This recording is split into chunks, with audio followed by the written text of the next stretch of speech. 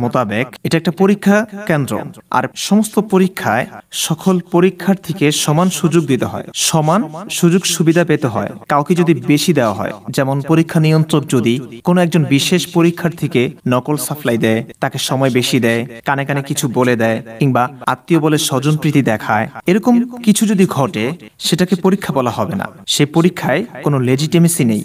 বোঝা গেল? তো এই পৃথিবীটা হচ্ছে পরীক্ষা কেন্দ্র। আর দুনিয়া মাজরাআতুল আখিরা, সূরা মুলকের 2 নম্বর আয়াতে আছে, আল্লাযী খালাকাল মাউতা ওয়াল হায়াতা লিয়াবলুয়াকুম আইয়ুকুম আহসানু আমালা। আল্লাযী খালাকাল মাউতা ওয়াল হায়াতা, যিনি জীবন এবং মৃত্যু সৃষ্টি করেছেন, মৃত্যু দিয়েছেন কেন?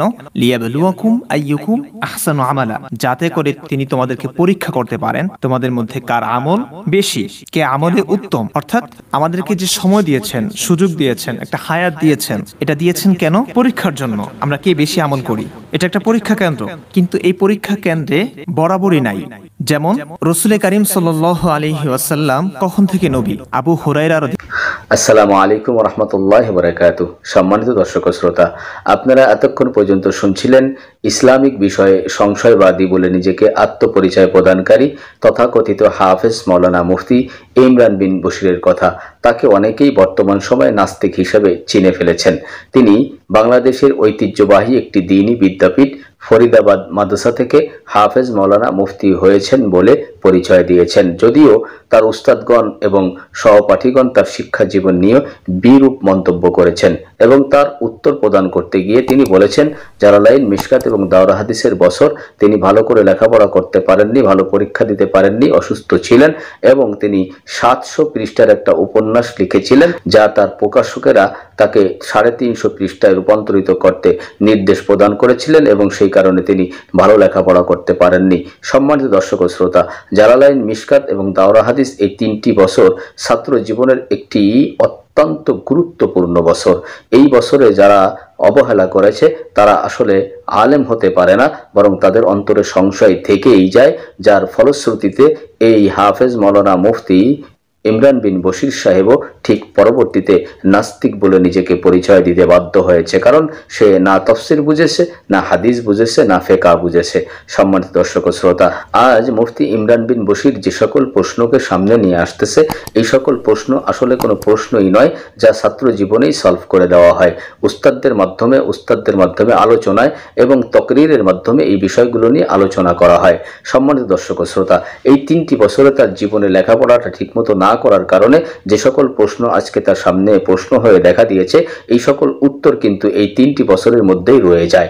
সম্মানিত দর্শক ও শ্রোতা, যে বিষয়গুলো নিয়ে সে কথা বলতেছে, আসলে এই বিষয়গুলো ইসলামের মধ্য থেকে বাহির করে দেওয়া হয়েছে আরো 200 বছর আগে, যা তকরিরের মধ্যে আলোচনা পেশ করা হয়েছে।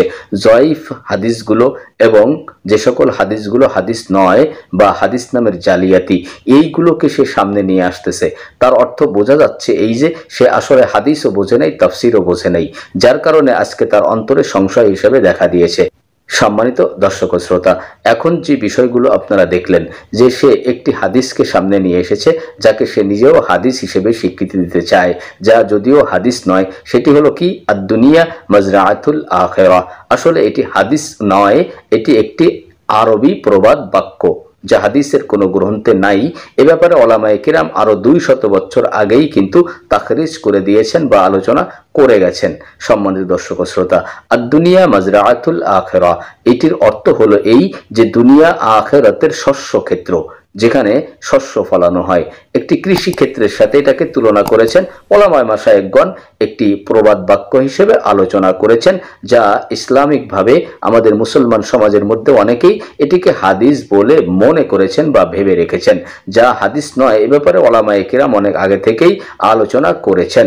সম্মানিত দর্শক ও শ্রোতা, তিনি এটাকে হাদিস হিসেবে প্রকাশ করে চলেছেন, এবং এটি দিয়েই মুসলমানদেরকে বিভ্রান্ত করতে গিয়ে বলতেছেন যে দুনিয়াটা যদি পরীক্ষা কেন্দ্র হয়, তাহলে এখানে সমভাবে সকলের সাথে সমান অধিকার দেওয়া হয়নি।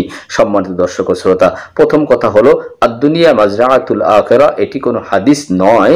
আর দ্বিতীয় নম্বর কথা হলো, তিনি যে অর্থ গ্রহণ করেছেন তা এই কথার মধ্যেও নাই।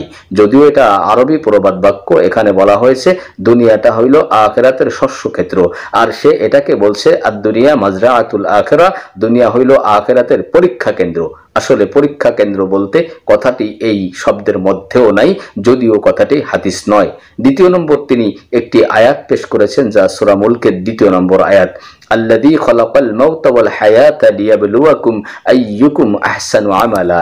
আল্লাহ তাআলা বলেন, আল্লাহ তাআলা মৃত্যু এবং জীবনকে তৈরি করেছেন এজন্য যাতে তোমাদের মধ্যে কে উত্তম আমল করে তা বোঝা যায়। আল্লাহ তাআলা দেখতে চান তোমাদের মধ্যে কে উত্তম আমল করে, তোমাদের মধ্যে কে উত্তম আমল করেন, এটা আল্লাহ তাআলা দেখতে চান। অথচ সে বলছে আল্লাহ তাআলা পরীক্ষা করতে চান তোমাদের মধ্যে কে বেশি আমল করে। এ কথা কিন্তু কোরআনুল কারীমের এই আয়াতের মধ্যে নাই। অথচ সে যে দুইটি কথা বলেছে, দুইটা কথাই রং, দুইটা কথাই জাল, দুইটা কথাই একেবারেই মিথ্যা কথা। সম্মানিত দর্শক ও শ্রোতা, না কোথাও বলা হয়েছে দুনিয়াটা পরীক্ষা কেন্দ্র, না আল্লাহ তাআলা বলেছেন, যা না নবী করিম সাল্লাল্লাহু আলাইহি ওয়াসাল্লাম বলেছেন। সম্মানিত দর্শক ও শ্রোতা, তাহলে সে এই দুইটি কথা মিথ্যা বলে মুসলমানদেরকে ধ্বংস করার জন্য, মুসলমানদের ঈমানকে ধ্বংস করার জন্য একটা সুন্দর অবয়বে সুন্দর প্রশ্ন দাঁড় করিয়ে এটাকে পরীক্ষা কেন্দ্র নয় বলে প্রমাণ করতে চেয়েছেন। আরে তিনি যেটাকে প্রমাণ করতে চেয়েছেন যেটা পরীক্ষা কেন্দ্র নয়, এটা তো আমরাও বলি যে দুনিয়া পরীক্ষা কেন্দ্র নয়। দুনিয়াটা হইল আখিরাতের শস্য ক্ষেত্র, আর দুনিয়াটা হইল কে উত্তম আমল করে এটা দেখার জায়গা। সুতরাং মুফতি ইমরান বিন বশির সাহেব, আপনি যে কথাটি বলে মুসলমানদেরকে ধোঁকা দিতে চেয়েছেন, আসলে এই কথাটা দ্বারাই আপনি নিজেই প্রমাণ করতে চেয়েছেন যে দুনিয়াটা আখিরাতের শস্য ক্ষেত্র, বরং পরীক্ষা কেন্দ্র নয়। আর আল্লাহ তাআলা দুনিয়াটাকে পরীক্ষা কেন্দ্র বলেন নাই, বরং আল্লাহ তাআলা বলেছেন যে মৃত্যু এবং হায়াতকে আমি সৃষ্টি করেছি এই জন্য যে আমি দেখতে চাই তোমাদের মধ্যে কে উত্তম আমল করে। সুতরাং পৃথিবীটা হলো উত্তম আমলের জায়গা। সম্মানিত দর্শক ও শ্রোতা, তিনি আরো একটু সামনে এগিয়ে গিয়ে জনাবে মুহাম্মদ রাসূলুল্লাহ সাল্লাল্লাহু আলাইহি ওয়াসাল্লামের নবী হওয়ার ব্যাপারে, হযরত আদম আলাইহিস সালাতু ওয়াস সালামের জীবন যখন মৃত্তিকা এবং রূহের মধ্যে ছিল, তখন নবী মুহাম্মদ রাসূলুল্লাহ সাল্লাল্লাহু আলাইহি ওয়াসাল্লামকে আল্লাহ তাআলা নবী রূপে স্বীকৃতি প্রদান করেছেন বলে একটি হাদিসের দিকে তিনি ইঙ্গিত করেছেন, যা তিরমিজিতে আছে বলে তিনি উল্লেখ করেছেন। সম্মানিত দর্শক ও শ্রোতা, এটাও যে একটা দাঈফ হাদিস, এটাও তাকরিজ হয়ে গেছে আরো 200 বছর আগে। না জেনে অথবা জেনেই সে ইসলামের ক্ষতি করার জন্য একটা প্রশ্নবিদ্ধ আকারে এটাকে দাঁড় করিয়ে দিয়েছে, যাতে করে মুসলমানের অন্তরের মধ্যে এই চিন্তা আসতে পারে যে নবী মুহাম্মদ রাসূলুল্লাহ সাল্লাল্লাহু আলাইহি সাল্লামকে আল্লাহ তাআলা এত আগে নবী বানিয়ে দিয়েছেন, তাহলে নেক আমলের কি দরকার, নেক আমল না করলেও নবী হওয়া যায়। সে আরেকটি কথা বলেছে নবী মুহাম্মদ রাসূলুল্লাহ সাল্লাল্লাহু আলাইহি সাল্লামের সিনা চাক করার ব্যাপারে। সম্মানিত দর্শক শ্রোতা, নবী মুহাম্মদ রাসূলুল্লাহ সাল্লাল্লাহু আলাইহি সাল্লাম বলেন, আল্লাহ তাআলা শিখিয়ে দিয়েছেন, বলুন ইয়া রাসূলুল্লাহ, কুল আনা বাশারুম মিসলুকুম, বলো আমি তোমাদের মতোই মানুষ। অর্থাৎ একজন মানুষ যেভাবে পৃথিবীতে আসে, আমি নবী মুহাম্মদ রাসূলুল্লাহ সাল্লাল্লাহু আলাইহি সাল্লামও ঠিক সেভাবে পৃথিবীতে এসেছি। বা একটি মানুষের যেমন নফস আছে, রূহ আছে, নবী মুহাম্মদ রাসূলুল্লাহ সাল্লাল্লাহু আলাইহি সাল্লামের নফসও ছিল, রূহ ছিল। সম্মানিত দর্শক ও শ্রোতা, এই নফসকে আল্লাহ তাআলা কন্ট্রোল করার জন্য যা কিছু প্রয়োজন নবী মুহাম্মদ রাসূলুল্লাহ সাল্লাল্লাহু আলাইহি সাল্লামের ব্যাপারে তা কিছু করে দিয়েছেন। সুতরাং এই বিষয়ের প্রতি যারা বিশ্বাস স্থাপন করে না, তারা আসলেই কাফির হয়ে যায় বা মুশরিক হয়ে যায়। এদের ঈমান তো মোটেও বাকি থাকে না। ইসলাম বিষয়ে সংশয়বাদী বলে নিজেকে পরিচয় দেওয়ার কিছু নেই, বরং নিজেকে একজন কাফের হিসেবে পরিচয় দিলেই আরো মুসলমান তার হামলা থেকে বেঁচে যেতে পারে। দাড়ি টুপি এখনো পর্যন্ত আছে, এখনো পর্যন্ত সে মাঝে মধ্যে কখনো কখনো বক্তৃতা দিচ্ছে ইসলামের ব্যাপারে, ফিকহের ব্যাপারে, বিভিন্ন শাস্ত্রের ব্যাপারে, বিভিন্ন নামাজ রোজা হজ যাকাতের ব্যাপারে ফতোয়া দিয়ে চলেছে। আসলে সে নিজেকে ইউটিউব জগতে অথবা নিজেকে একটা মিডিয়া জগতে একজন ভাইরাল ব্যক্তিত্ব হিসেবে পরিচয় প্রদান করতে চায়। যদিও তার ইলম আছে, এই ইলমটাকে সে অন্য কাজে ব্যবহার করছে, নাস্তিকতার কাজে ব্যবহার করছে, ইসলামের ক্ষতি করার চেষ্টা করে চলেছে মিথ্যা কথা বলে বলে, যা আসলে হাদিসে নাই, যা আসলে কোরআনে নাই, এমন কথা বলে বলে মানুষকে আরো বিভ্রান্ত করার চেষ্টা করতেছে। সুতরাং এই সমস্ত বিভ্রান্তিকর বক্তব্য থেকে আপনারা ওলামায়ে কেরামের আশ্রয় নেবেন, ওলামায়ে কেরামের সঙ্গে কথা বলবেন, বরং তার কথা থেকে আপনারা ফিরে থাকার চেষ্টা করবেন। আল্লাহ তাআলা আমাকে আপনাকে সকলকে এই সমস্ত নাস্তিকবাদীদের হামলা থেকে, ইসলাম ধ্বংসকারীদের হামলা থেকে, ঈমান ধ্বংসকারীদের অসওয়াসা থেকে আল্লাহ তাআলা আমাকে আপনাকে হেফাজত করুন। আর হাফেজ হোক, মাওলানা হোক আর মুফতি হোক, যে কোনো সময় যে কোনো ব্যক্তি পথভ্রষ্ট হয়েই যেতে পারে। সুতরাং এই জন্য আল্লাহ তাআলা শিক্ষা দিয়েছেন যে আমরা যদি এই দোয়াটা করি, রব্বানা লা তুযিগ কুলুবানা বা'দা ইয হাদাইতানা ওয়া হাব লানা মিন লাদুনকা রাহমা ইন্নাকা আনতাল ওয়াহ্হাব।